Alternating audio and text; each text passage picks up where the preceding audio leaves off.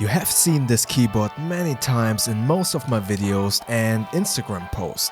And you have asked me time and time again about this keyboard. It's about time that I show you what this keyboard is all about.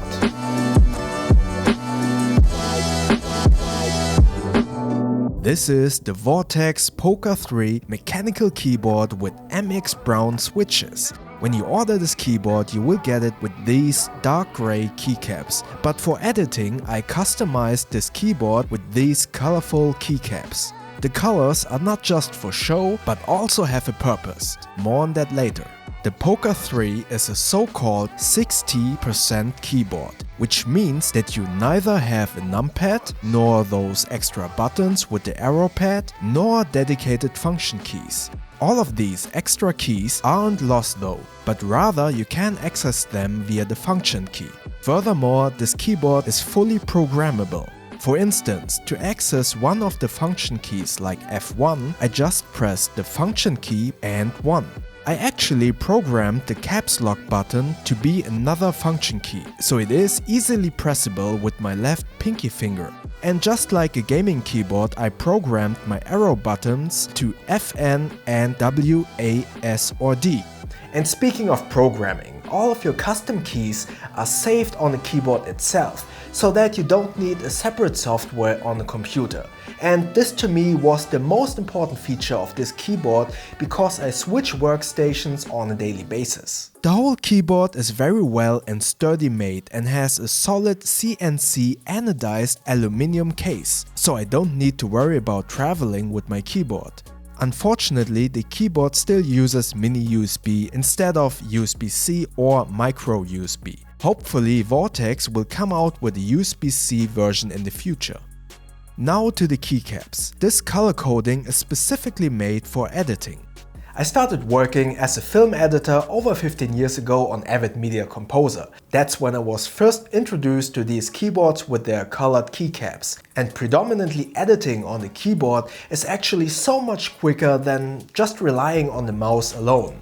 So having those colors actually helped me quite a lot to figure out and learn all the commands on the keyboard. Obviously nowadays I know all the commands, but having those colors in my peripheral vision helps to make sure that I push the right buttons. So every color belongs to a certain set of commands. All the blue keys are commands for movement. 1 and 2, for instance, move the frame forwards or backwards by 10 frames, while 3 and 4 move you forward or backward by 1 frame.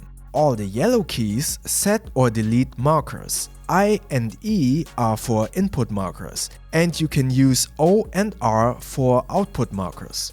Orange are playback commands. Since these are just custom-made colored keycaps, you can't see the commands. But on my MacBook Pro I have this silicone cover on which you can see the colors and their specific commands. This is a great keyboard with some great typing feeling. I really dislike these chiclet style keyboards with their short travel distance. Once you type on the mechanical keyboard, it is really hard to go back to these flat keyboards. Now you probably ask why I don't use a normal standard keyboard or at least a 10 keyless keyboard. With this keyboard, the mouse is closer to the keyboard, which then again means that both my hands are closer together, which is actually better for ergonomics. Furthermore, having programmed the arrow keys to WASD is actually more effortless than having to move my left hand to the arrow keys or having to move my right hand from the mouse to the arrow keys. Another reason for this 60% keyboard is obviously its size. I travel a lot with this keyboard and bring it to work. And now you ask yourself, why do you bring your own keyboard and mouse to work? As a freelance film editor, I switch workplaces and therefore workstations on a daily basis. On one hand, I bring my own peripherals because I am familiar with them and I know that they are working.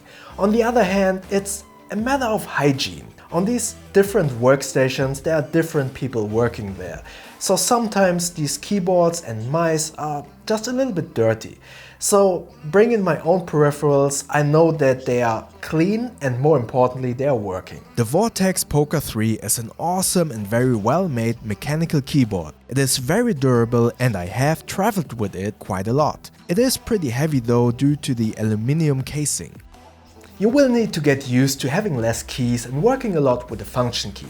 But once you get used to it, you will work really fast. And having the mouse and keyboard closer together and therefore having your hands and arms closer together is better ergonomically speaking.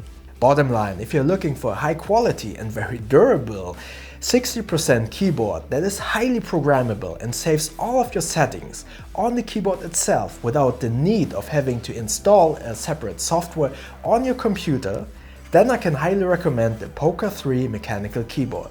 So I hope I answered all of your questions about this keyboard. But if you have any more questions, please comment below. And if you enjoyed this video, click the like button. And please feel free to subscribe to my channel and click that little bell icon so you won't miss the next videos. Thank you very much.